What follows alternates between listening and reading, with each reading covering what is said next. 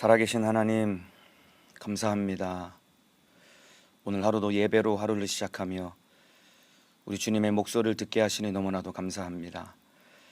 자격 없는 죄인을 살려주신 주님 은혜 감사하며 오늘 하루도 승리하게 하시고 오늘 예배 가운데 은혜 받는 시간 되게 도와주옵소서. 자격 없는 죄인을 우리 주님이 세우셨으니 성령의 지혜와 지식으로 사용하여 주옵소서. 일하실 주님을 기대하오며 예수님의 이름으로 기도하옵나이다. 아멘. 네, 오늘 은혜 받으실 하나님의 말씀은 사도행전 9장 1절에서 9절입니다. 사도행전 9장 1절에서 9절 말씀입니다. 성경을 찾아서 펼쳐보시길 바랍니다. 사도행전 9장 1절에서 9절 말씀입니다. 다 찾으신 줄로 알고 저는 여기서 여러분은 계신 곳에서 저와 함께 한 목소리로 합독하여 읽겠습니다. 사도행전 9장 1절에서 9절 말씀입니다. 시작. 사울이 주의 제자들을 대하여 여전히 위협과 살기가 등등하여 대제사장에게 가서 다메섹 여러 회당에 갈 공문을 청하니 이는 만일 그 돌을 좇는 사람을 만나면 물론 남녀하고 결박하여 예루살렘으로 잡아오려 함이라. 사울이 행하여 다메섹에 가까이 가더니 호련히 하늘로서 빛이 저를 둘러 비추는지라.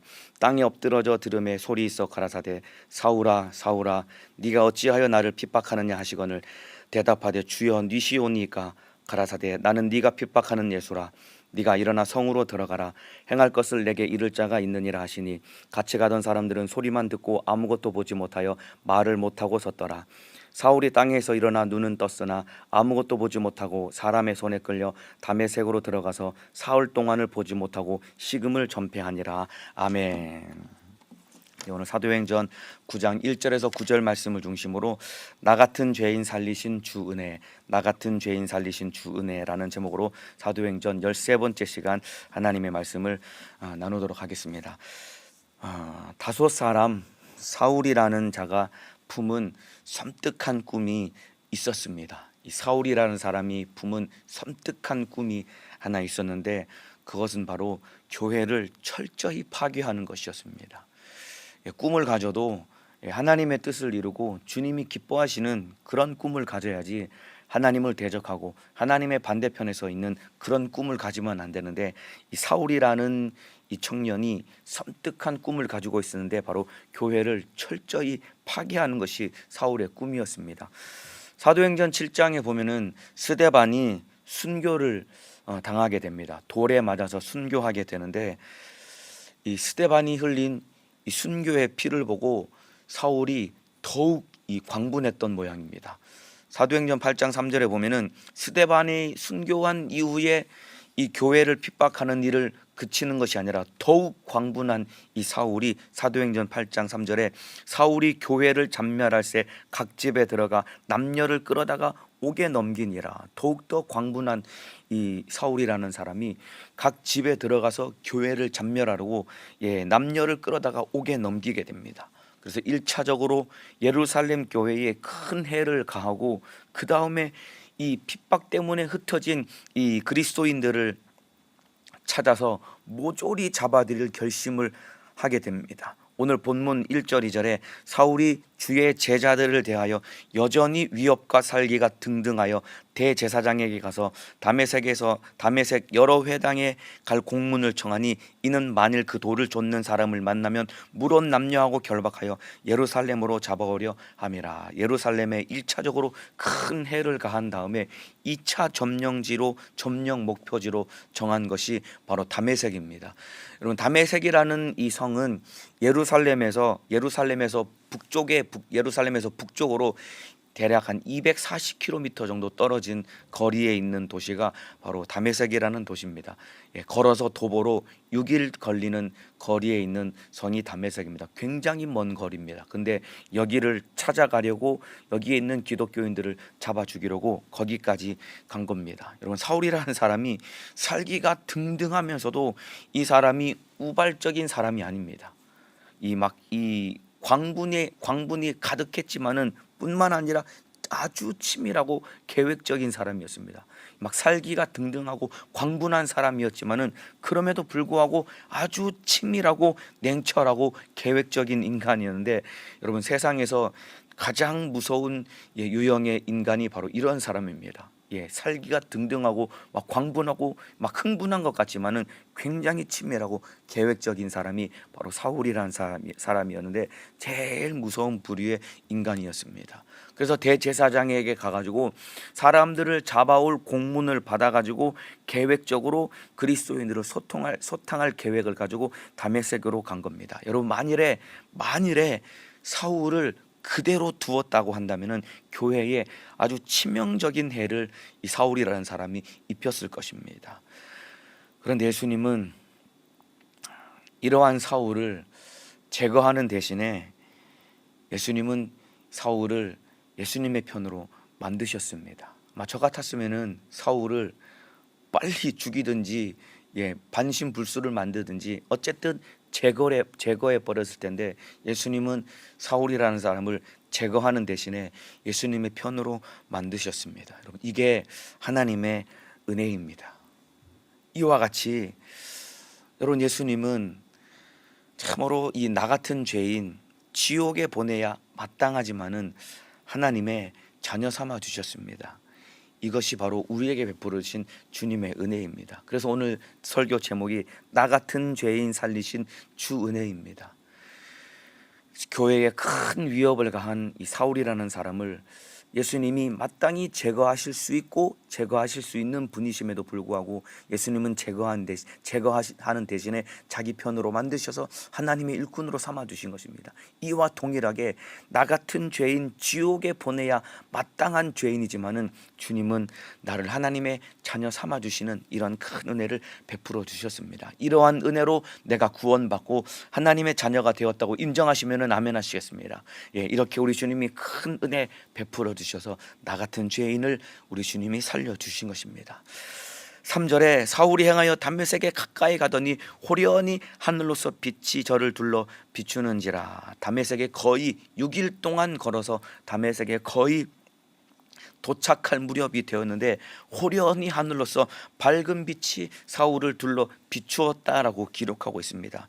여러분, 여기서 이 밝은 빛이 비춘 시간이 언제냐면은 사도행전 22장 6절에 사울이 이 사건을 다시 한번 간증하듯이 얘기한 이 사도행전 22장 6절에 보면은 가장 밝은 이 정오 시간, 그러니까 우리 시간으로 낮 12시에 이 빛이 비추었다라고 기록하고 있습니다. 여러분, 낮 12시면은 하루 중에 가장 밝은 때 아닙니까? 이미 밝은 태양빛이 확 내리쬐고 있는데 그 태양빛보다 더 밝은 빛이 내리쬐었는데 바로 그 빛이 복음의 광채인 것입니다. 바울을 향해서 복음의 광채, 찬란한 복음의 광채가 환히 비추었는데 바로 어두움에 쌓인 이 사울이라는 사람에게 복음의 광채가 비추게 됩니다. 이 빛이 비추는 순간 사울의 눈이 확 멀게 됩니다. 그리고 그 순간 땅에 엎드러져서 우리 주님의 목소리를 듣는데 주님이 사울을 향해 이렇게 말씀하십니다. 사울아, 사울아.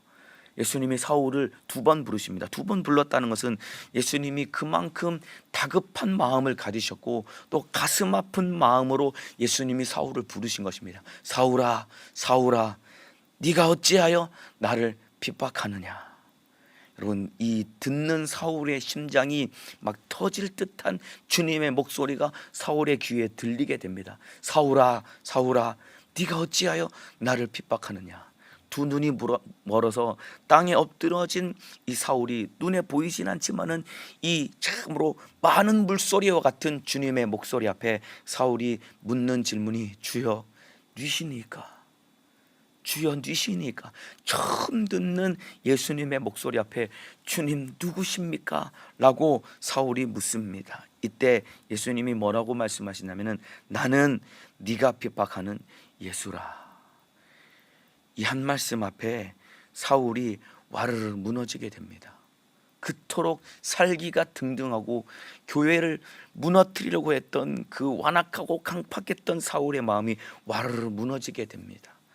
아마 너무나도 큰 충격이었기 때문에 사울은 눈이 멀어서 앞을 보지도 못하고 사흘 동안 식음을 전폐하며 아무것도 먹지 못하는 그러한 지경에 이르게 됩니다. 예수님께서 사울이라는 사람을 여러분 만나 주신 것입니다. 다메섹에서 사울이 회심하는 사건이 일어나게 된 겁니다.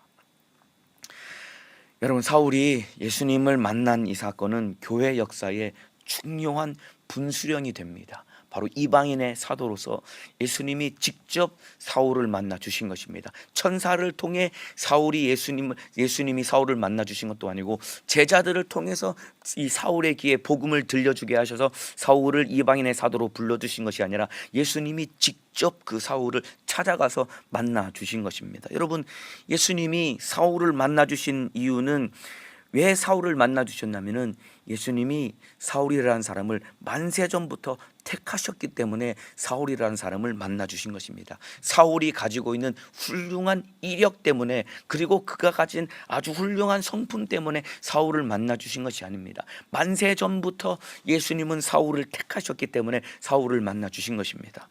가말리엘의 문화생이어서 많이 배웠기 때문에 사울을 만나 주신 것도 아니요, 베냐민 진파 출신이요, 바리새인으로서 율법으로 흠이 없는 자요, 로마 시민권자를 가졌기 때문에 그런 사울의 이력 때문에 예수님이 사울을 만나 주신 것이 아니라 만세전부터 예수님이 사울을 택하셨기 때문에 사울을 만나 주셨는데, 여러분, 이와 똑같이 오늘 예배 드리고 있는 저와 여러분도 우리 주님이 우리를 찾아오셔서 만나 주셨는데, 그 이유는 무엇이냐면은 이미 우리가 태어나기 이전부터, 만세전부터 저와 여러분을 기억하셔서 우리를 택하셔서 우리를 만나 주셨기 때문에 오늘 이 시간에 우리가 이렇게 주님께 예배할 수 있는 은혜를 입게 된 것입니다. 이 사실 믿고 인정하시면은 아멘 하시겠습니다. 여러분, 만세전부터 우리 주님이 우리를 기억하여 주신 것입니다. 내 이름을 우리 주님이 기억하셨고 만세전부터 택하셨기 때문에 우리 주님이 우리를 불러주신 것입니다. 아무개야 너는 이리로 오너라. 아무개야 너는 이리 오너라. 우리 주님이 우리를 불러주셨고 우리 이름을 불러주셨기 때문에 우리가 우리 주님의 은혜로 구원받고 주님을 만나게 된 것입니다. 저는 오늘 본문의 사도행전 9장의 다메섹에서 예수님이 이 바울을 만난 이 사건을 읽을 때마다 사실은 굉장히 너무나 드라마틱하지 않습니까? 예수님이 사울을 만나 주신 이 사건, 사울이 예수님을 만난 이 사건이 너무나도 막 드라마틱하기 때문에 제 안에 이걸 읽을 때마다 마음 한편으로는 막 부럽기도 하고, 막 이 바울이 극적인 변화를 바라보면서 바울이라는 사람을 막 우러러보는 그런 마음이 제 안에 있었거든요.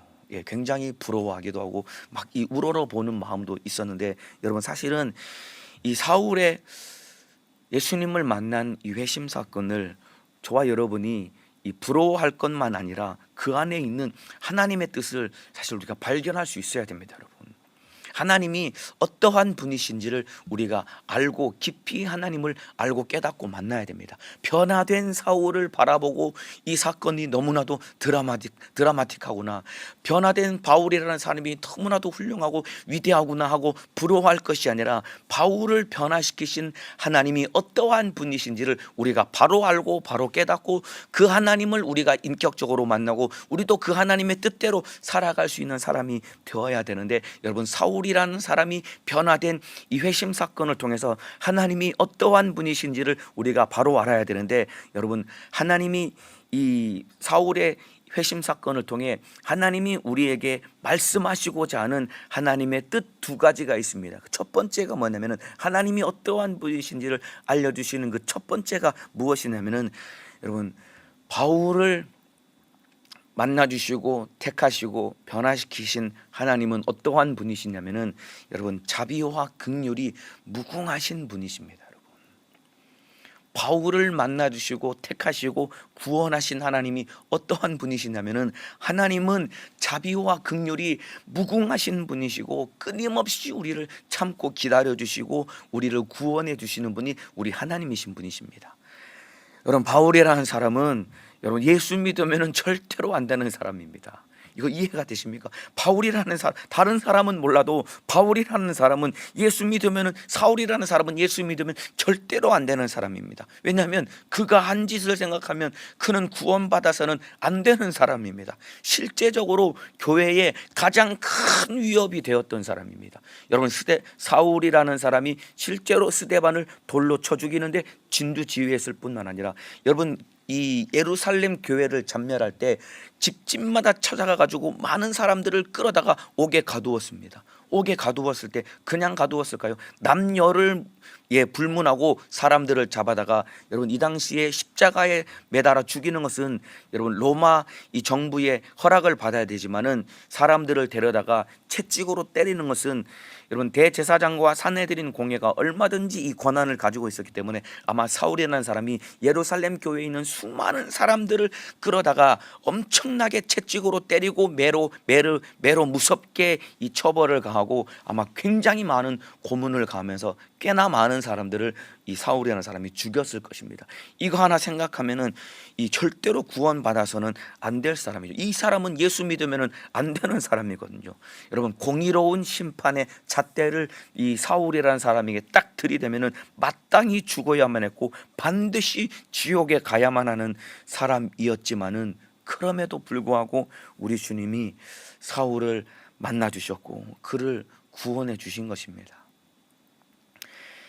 예레미야 3장 22절에 이런 말씀이 있습니다. 여호와의 자비와 긍휼이 무궁하심으로 우리가 진멸되지 아니함이니이다. 여호와의 자비와 긍휼이 무궁하심으로 우리가 진멸되지 아니함이니이다. 여러분 어떠한 죄인도 하나님은 구원하실 수 있구나 하는 것을 우리에게 알게 하신 것이 바로 사울의 회심 사건입니다. 여러분 사울이 예수 믿고 구원받은 이 사건을 바라보면서 사울이라는 사람이 너무나도 드라마틱하게 예수를 믿고 구원받아서 참 너무나도 부럽고 참으로 너무나 부럽다라는 생각을 할 것이 아니라, 어떠한 죄인도 하나님은 능히 구원하실 수 있는 분이시구나라는 것을 우리가 알고 깨달아야 되는 것입니다. 여러분 그렇기 때문에 바울이 구원받았구나라는 것을 생각할 수 있다고 한다면은, 어떠한 사람도 다 어떠한 죄인도 능히 예수를 믿기만 하면은 구원받을 수 있구나라는 것을 이걸 알고 깨달아야 되는데, 사울의 이 회심 사건을 통해서 하나님이 우리에게 말씀하시고자 하는 것은 너희도 이렇게 드라마틱하게 예수를 믿고 구원받아야 돼 라는 것이 아니라, 하나님은 어떠한 죄인이라도 능히 구원하실 수 있는 분이시다라는 것을 우리가 알고 깨달아야 됩니다. 또 하나, 하나님이 이 사울이라는 사람을 택하셔서 이를 구원하신 이 사건을 통해서 하나님 우리에게 말씀하시고자 하는 것은 무엇이냐면은, 하나님이 쓰시겠다고 택하셨을 때 순종하기만 하면은 큰 은혜로 사용해 주시는 분이시다라는 것을 샘플로 사울이라는 사람을 통해서 우리에게 보여주신 것입니다. 하나님이 쓰시겠다고 택하셨을 때 우리가 순종만 하면은 얼마나 큰 은혜로 하나님이 쓰시는지를 사울이라는 사람을 샘플을 통해서 우리에게 보여주신 것입니다. 사도행전 9장 15절입니다. 주께서 가라사대 가라, 이 사람은 내 이름을 이방인과 임금들과 이스라엘 자손들 앞에 전하기 위하여 택한 나의 그릇이라. 하나님께서 사울이라는 사람을 만세전부터 택해서 이방인들과 임금들과 이스라엘 자손들 앞에서 예수 이름을 전하기 위해서 택하셨다라고 하나님이 기록하고 있는데, 하나님이 택하신 이 사울이라는 사람, 하나님께 순종했을 때 얼마나 하나님의 큰 은혜로 사용하시는지를 보여주기 위해서 사울이라는 사람을 택하셨고, 이 사람을 통해서 우리에게 무엇을 말씀하시고자 하냐면은, 너희도 순종하기만 하면은 내가 사울을 쓴 것과 같이 나도 너희를 사용할 거야 라고 우리 주님이 일러주시고 말씀해 주시는 것입니다. 하나님께서 사울을 이방인의 사도로 부르셨습니다. 그래서 흔히 말하는 전무후무한 하나님의 은혜로 사울을 사용해 주셨습니다. 그런데 여러분, 바울이 바울됨은 주님의 은혜인 것입니다. 바울이 훌륭하기 때문에 바울이 능력 있게 전무후무하게 사용당한 게 아닙니다. 여러분, 바울의 바울됨은 하나님의 은혜로 사용당한 겁니다. 그래서 여러분, 바울이라는 사람이 대단한 것이 아니라 바울을 쓰시는 주님이 대단한 것입니다. 이 사실 인정하시면 아멘 하시겠습니다. 바울이라는 사람은 그저 은혜 베풀어 주시는 주님 앞에 순종했기 때문에 바울이라는 사람이 사용당해서 이렇게 큰 은혜로 사용당한 것뿐인 것이지, 바울이 위대해서 사용당한 것이 아니라, 바울이 대단한 것이 아니라 바울을 쓰시는 우리 주님이 대단한 것입니다. 여러분, 그렇기 때문에 이 바울을 바라보면 정말로 위대하다 하면서 이 우러러 볼 필요도 없고, 그리고 상대적으로 바울은 그런데 나는 왜 이럴까라고 열등감을 가질 필요가 없는 것입니다. 더 큰 주님의 은혜를 구하기 위해서 우리도 무릎 꿇고 기도하며 주님 앞에 순종하기만 하면은 바울을 사용하신 주님이 우리 안에 계시기 때문에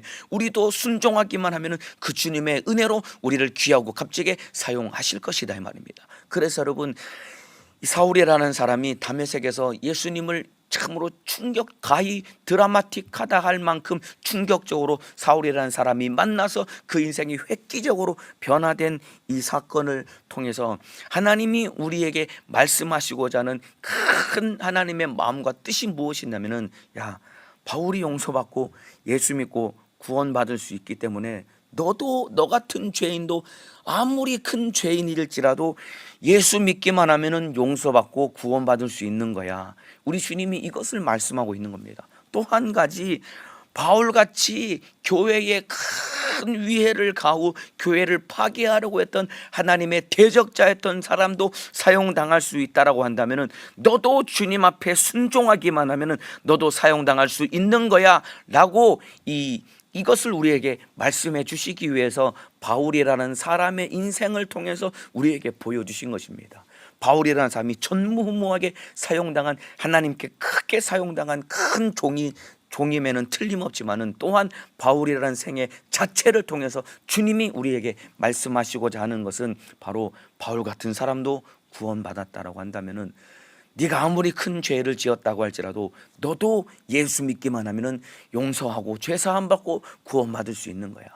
또한 바울 같은 사람도 순종했을 때 하나님의 은혜로 사용당했다라고 한다면은, 너같이 무능하고 어리석고 참으로 완악한 죄인일지라도 너도 순종하기만 하면은 하나님의 은혜로 너도 사용당할 수 있는 거야 라는 것을 우리 주님이 우리에게 말씀해 주고 있는 것입니다. 이해가 되시면은 아멘 하시겠습니다. 여러분, 이것은 저의 주장이 아니라 바울이라는 사람 스스로가 자기 삶을 돌아보며 주님 앞에 고백한 내용입니다. 여러분, 나도, 나 같은 죄인이 구원받을 수 있으면은 너도 구원받을 수 있는 거야.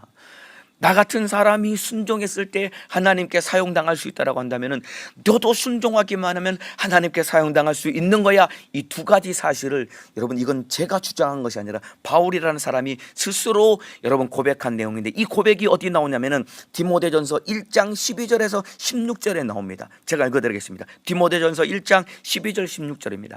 나를 능하게 하신 그리스도 예수 우리 주께 내가 감사함은 나를 충성되이 여겨 내게 직분을 맡기심이니, 하나님이 나를 충성되이 여기셔서 직분을 맡겨주셨는데, 이렇게 직분을 감당할 수 있는 그 은혜와 능력을 베풀어 주신 것도 주님이 나에게 베푸르신 은혜라는 것입니다. 그런데 13절에 내가 전에는 회방자요 핍박자요 포행자이었으나 도리어 긍휼을 입은 것은 내가 믿지 아니할 때에 알지 못하고 행하였습니다. 우리 주의 은혜가 그리스도 예수 안에 있는 믿음과 사랑과 함께 넘치도록 풍성하였도다. 바울이 이렇게 고백한 겁니다. 내가 전에는 회방자요 핍박자요 포행자였으나, 바울이 과거에 하나님을 대적하는 사람이었거든요. 그런데 우리 주의 은혜가 그리스도 예수 안에 있는 믿음과 사랑과 함께 넘치도록 풍성하였도다. 주님의 은혜가 예수님 안에 있는 사랑과 믿음과 함께 그 은혜가 내게 풍성하도록 넘치도록 부어졌기 때문에 나 같은 죄인이 구원받을 수 있게 되었고, 주님의 은혜가 넘치도록 부어졌기 때문에 나 같은 죄인을 주님이 충성되이 여기셔서 나에게 복음 전할 수 있는 직분을 맡기셨고, 뿐만 아니라 나에게 능력을 주셔서 우리 주님이 나를 사용하고 있는 것입니다 라고 그렇게 고백을 한 겁니다. 한마디로 말하면 바울이 나 같은 죄인도 구원받을 수 있고 나 같은 죄인도 하나님께 사용당할 수 있게 되었습니다 라고 고백한 바울이 그 뒤에 하는 얘기가 미쁘다, 모든 사람이 받을 만한 이 말이요, 이 말, 나 같은 죄인도 구원받을 수 있고 나 같은 죄인도 주님께 사용당할 수 있다라고 하는 이 사실, 바울이 모든 사람에게 다 적용될 수 있고 모든 사람들이 다 누릴 수 있는 은혜다라고 바울이 고백하는 겁니다. 그리스도 예수 안에서 그리스도 예수께서 죄인을 구원하시려고 세상에 임하셨다 하였도다. 죄인 중에 내가 괴수니라. 죄인 중에 내가 괴수지만은 나도 구원받았고 주님께 사용당했다라고 고백하는 겁니다. 그러면서 마지막 16절에 그러나 내가 긍휼을 입은 까닭은 예수 그리스도께서 내게 먼저 일체 오래 참으심을 보이사 후에 주를 믿어 영생을 얻는 자들에게 본이 되게 하려 하심이니라. 바로 바울이 회심해서 구원받고 사용당한 이 삶을 통해서 바울이 이방인의 사도로 부름받은 건 아닙니까? 그래서 바울이 가서 복음 전하는 모든 이방인들, 그들은 복음과 그리고 하나님의 은혜와 너무나 멀리 떨어진 사람들이지만은 바울이 복음을 전할 때 야, 나도 구원받을 수 있으면 너도 구원받을 수 있는 거야. 나도 사용당했다면 너도 사용당할 수 있는 거야. 여러분, 이렇게 자기 삶을 통해서 메시지를 던진 것입니다. 여러분, 이와 같이 여러분, 저와 여러분도 우리가 예수님을 뜨겁게 만났다라고 한다면은 내 안에 있는 내게 베풀으신 하나님의 은혜를 통해서 우리도 나의 삶이 메시지가 되어서 복음 전하고 주님의 뜻대로 사는 믿음의 사람이 되어야 되는 것입니다. 만나는 사람들마다 야, 나도 구원받았다면 너도 구원받을 수 있는 거야. 내가 이렇게 주를 위해 산다고 한다면 너도 주를 위해 살 수 있는 사람이 되는 거야. 그런데 여러분은 여러분의 삶을 통해 얼마나 예수 그리스도를 고백하는 삶을 살아가고 계십니까, 여러분? 내 삶을 통해 전혀 예수가 보이지 않고 내 신앙생활을 통해 전혀 예수 그리스도의 참으로 닮은 모습이 보이지 않는다라고 한다면은 우리 진짜 돌이켜서 우리도 무릎 꿇고 예수님을 깊이 인격적으로 만나고 주님 앞에 사용당하는 믿음의 사람이 되어야 될 것입니다. 여러분, 사도행전 9장 이전에 사울이라는 사람과 그리고 사도행전 9장 이후에 바울이라는 사울이라는 사람은 여러분 인생이 획기적으로 완전히 변화되었습니다. 사도행전 9장 이전에 사울이라는 사람, 사도행전 9장 이후에 바울이라는 사람을 통해서 저와 여러분이 들여다볼 수 있는 것이 무엇이냐면은 여러분, 한 사람이 악한 영에 붙들리면은 얼마나 잔혹한 이 불의의 병기가 될 수 있는지 사도행전 9장 이전에 바로 사울이라는 사람을 통해서 하나님이 우리에게 보여주신 것입니다. 뿐만 아니라 이 9장 이후에 또한 그 사람이 성령께 붙들리면은 얼마나 값진 의의 병기가 될 수 있는지를 극명하게 바로 바울이라는 한 사람을 통해 우리에게 보여주신 것입니다. 그렇기 때문에 저와 여러분도 이 악한 영에 붙들려서 불의의 병기로 내 영혼 죽이고 남의 영혼 죽여서 하나님 앞에 가슴 아픈 존재가 될 것이 아니라 우리도 성령께 장악당하여서 의의 병기로 내 영혼 주님 기쁘시게 하고 그리고 지옥 가는 수많은 영혼 살리는 주님의 뜻대로 사용당하는 믿음의 사람 되시기를 예수님의 이름으로 축복합니다. 그러니까 바울이라는 사람을 인생을 사도행전 9장을 기점으로 사울이라는 사람의 인생을 바라봤을 때 예수 만나기 전에는 참으로 악한 영에 붙들려 너무나도 불의의 병기로 하나님의 가슴을 아프게 한 자였지만은 예수 믿고 구원받은 이후에 성령께 장악당하여서 의의 병기로 주님의 뜻을 이루는 삶을 산 것을 바라보며 저와 여러분도 이제는 악한 영에 매여서 불의의 병기로 사용당할 것이 아니라 성령께 장악당해서 의의 병기로 우리 주님께 사용당하는 믿음의 사람 되시기를 예수님의 이름으로 축복합니다. 여러분, 바울이라는 사람이 하나님의 은혜로 구원을 받았습니다. 그리고 그가 사용당한 것도 하나님의 은혜로 사용당하게 되었습니다. 그런데 한 가지 이 바울이라는 사람이 가지고 있는 한 가지 중요한 성품이 있습니다, 여러분. 물론 바울이 하나님의 은혜로 구원받았고 하나님의 은혜로 사용당했는데 그 안에 그가 가지고 있던 중요한 한 가지 성품이 있는데 그것이 무엇이냐면은 이 바울이라는 사람은 한 번 일을 시작하면은 이 끝장을 보는 사람이었거든요. 한 번 일을 시작하면은 끝장을 보는 사람입니다. 그러니까 오늘 설교 서두에 말씀드린 것처럼 이 사람이 꿈을 한 가지 가졌는데 교회를 철저히 파괴하는 것이 이 사람이 가지고 있는 꿈이었습니다. 왜냐하면 자기가 믿고 있던 유대교와 정반대되는 사람이 바로 예수라는 인물이었고 예수를 추종하는 사람들, 그가 믿던 유대교 안에서는 도무지 용납할 수 없는 사람이었기 때문에 스데반을 돌로 쳐 죽이는 것에 그친 것이 아니라 예루살렘에 있는 모든 교회를 다 참멸하려고 했고 거기서 그친 것이 아니라 다메섹을 시작으로 해서 각 도시마다 이 사울이라는 사람은 다 찾아가 가지고 전부 다 죽이려고 하는, 쉽게 말하면 말하면은 교회를 전멸하는 일에 끝장을 보려고 했던 사람이 사울이라는 사람이었습니다. 그러니까 이 사람이 가지고 있는 한 가지 중요한 성품은 일을 시작하면은 끝까지 끝장을 보려고 하는 사람이 사울이라는 사람이었는데, 여러분 너무나도 놀랍게도 이 사람이, 사울이라는 사람이 예수 믿고 바뀌니까 그런 이 불의의 병기로 사용당했던 무서운 이 악한 기질과 성품이 의의 병기로서 하나님의 큰 뜻을 이루는 일에 값지게 사용당하는 사람이 되었습니다. 사도행전 9장 16절에 보면은 그가 내 이름을 위하여 해를 얼마나 받아야 할 것을 내가 그에게 보이리라 하시니. 여러분, 아나니아를 통해서 사울에게 안수할 때 우리 예수님께서 그가 내 이름을 위해서 얼마나 큰 해를 받아야 될 것을 내가 그에게 보일 것이야 라고 말씀하신 것은, 여러분 예수님이 바울을 부를 때부터 바울이 앞으로 예수님을 따라갈 때 얼마나 큰 해를 받고 고난 당할 것인지를 시작할 때부터 예수님이 보여주셨거든요.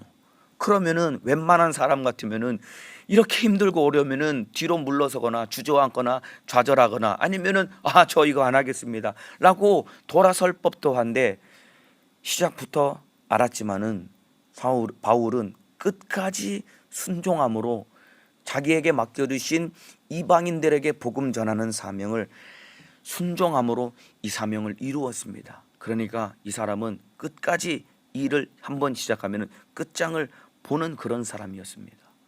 저와 여러분도 우리 안에 반드시 가져야 될 중요한 성품 중에 하나는 하나님의 뜻대로 사는 일에 끝까지 순종할 수 있는 사람이 되어야 됩니다. 하나님의 일은 하나님의 은혜로 하는 것이 맞습니다. 그러나 하나님의 은혜로 하는 그 일에 우리가 순종할 수 있어야 됩니다. 여러분, 언제까지 순종해야 되느냐?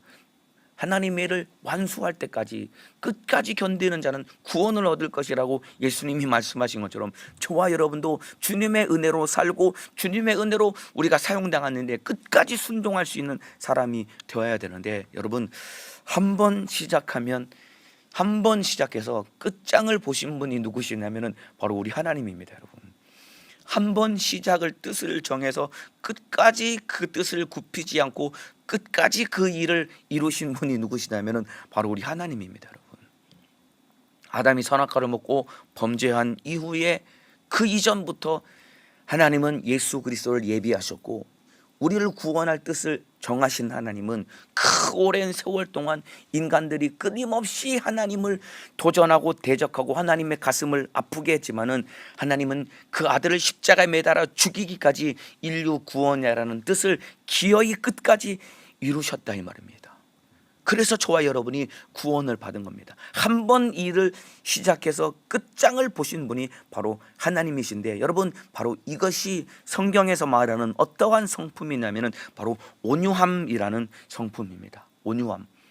여러분, 이 온유함이라는 것은 원래 하나님이 가지셨고 그리고 우리에게 부여해 주신 성품인데, 우리가 범죄하고 타락해서 우리가 원래 가져야 될 온유함이라는 이 성품이 많이 타락하고 깨어지고 부서졌기 때문에, 이 온유함이라는 성품은 흔히 받고 쉽게 말하면은 성실함과 책임감이 한마디로 말하면은 온유함이라는 성품입니다. 온유하다고, 온유함이라는 것이 그냥 착하고 순둥순둥한 그런 기질을 말하는 것이 아니라 성경에서 말하는 온유함이라는 이 성품의 이 한마디 정의는 무엇이냐면은 이 아주 거칠고 아주 힘이 거센 이 거친 야생마인데 잘 길들여진 이 야생마를 바로 온유함이라는 이 단어를 거기에 붙이는 것입니다. 그러니까 아주 잘 길들여진 거친 야생마를 이 야생마에게 붙이는 이 표현이 바로 온유함입니다. 그러니까 사울이라는 사람이 거친 야생마처럼 수많은 교회를 잔멸하고 핍박하고 교회를 무너뜨리려고 했지만은 하나님의 손에 딱 붙들리니까 그가 자기 목숨을 내어주기까지 이방인의 사도로서 성실하고 책임감 있게 온유하게 주님 앞에 순종하는 삶을 살아가게 되었는데, 바로 바울이라는 사람이 하나님 앞에 온유한 사람이었습니다. 여러분, 쉽게 말하면 아주 성실하고 책임감이 강한 사람이었습니다. 여러분, 성실하고 책임감이 강하다는 것은 사회적으로도 아주 가치 있게 여기는 덕목입니다. 여러분, 세상에서도 성공을 위해서 꼭 필요한 것입니다. 성실하고 책임감이 없으면 아무리 똑똑하고 아무리 잘났을지라도 절대로 세상에서 성공할 수 없고 세상에서도 가치 있는 덕목인 것입니다. 그렇다면 주의 일에는 이것이 더욱 필요한 것입니다. 여러분, 하나님 앞에 온유한 사람이 되어야 됩니다. 한번 일을 시작하면 끝장을 볼 줄 아는 그런 온유한 사람이 되어야 됩니다. 하나님이 가지고 계셨던 성품이었고, 그리고 우리 인간에게 부여해 주신 성품이 바로 온유함, 바꿔 말하면 성실하고 책임감을 가진 사람이 되어야 되는데, 여러분은 하나님 앞에 얼마나 온유한 사람입니까? 얼마나 성실하고 책임감을 가지고 나에게 맡겨주신 일을 할 수 있는 사람입니까? 여러분, 신앙생활이 열정도 없고 무기력해져 있는 나, 하나님의 은혜로 구원받았으면서도 주를 위해 사는 일에 아무런 열정도 없고 신앙생활이 무기력해져 있는 나, 신앙생활 여러분 흐지부지할 것이 아닙니다. 여러분, 신앙생활이라는 것은 흐지부지해야 될 것이 아닙니다. 여러분, 물론 하나님의 은혜로 구원받고 하나님의 은혜로 우리가 살고 하나님의 은혜로 우리가 사용당하는 것이 맞습니다. 그러나 우리를 부르시고 우리를 구원하시고 은혜 베풀어 주신 우리 주님 앞에 하나님이 원래 가지셨고, 그리고 아담에게 부여해 주신 그 온유함이라는, 원래 가졌던 그 온유함이라는 성품이 우리 안에서 회복되어져서 하나님 앞에 성실하고 책임감 있게 나에게 맡겨주신 일, 그리고 하나님 말씀 앞에 옳다라고 인정되는 일이라면 끝까지 여러분 끝장을 볼 만큼 그 일에 목숨을 걸고 나아갈 수 있어야 되는데, 신앙생활 열정도 다 잃어버리고 무기력해져 가지고 흐지부지하게 살고 있는 저와 여러분, 오늘이 여러분 작정기도 40일째 날입니다. 여러분, 벌써 40일이 되었습니다. 작정기도 하자고 했는데 여러분은 40일 동안 얼마나 이 마음의 결단을 가지고 마음을 쏟아 기도하셨습니까? 여러분, 처음에는 그래 이번에 50일 동안 내가 기도해 봐야지 라고 마음의 각오와 결단을 웬만한 분들은 다 하셨겠죠. 그런데 얼마나 마음 쏟아 기도하셨습니까? 여러분, 5,000일도 아니고 500일도 아니고 여러분 50일이라는 기간, 이 길지도 않은 그 짧지도 길지도 않은 그 기간 동안에 기도하겠다고 마음을 먹었는데 글쎄 그것이 흐지부지 되어서 기도하지 않고 있는 저와 여러분, 올 초 처음 시작할 때 올해는 내가 성경 한번 일독해야지라고 마음의 각오와 결단을 다들 하셨을 거 아닙니까? 근데 성경 어디까지 읽으셨습니까? 얼마나 읽으셨습니까?